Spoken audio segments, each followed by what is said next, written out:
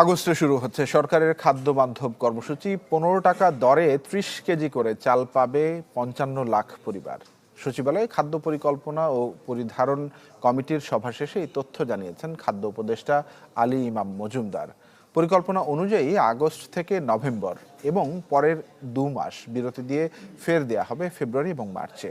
তিনি আরও জানান, সরকারিভাবে আমদানি করা হবে 4 লাখ মেট্রিক টন চাল, আর বেসরকারিভাবে 5 লাখ মেট্রিক টন চাল আমদানির লাইসেন্স দিতে অনুরোধ করা হয়েছে বাণিজ্য মন্ত্রণালয়কে।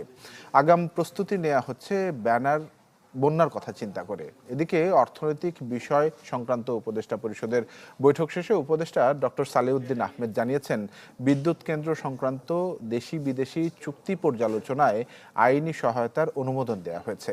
অর্থ ছাড়ের অনুমোদন দেওয়া হয়েছে জুলাই স্মৃতি জাদুঘরেরও। 55 লাখ পরিবার 30 কেজি করে চাল পাবে।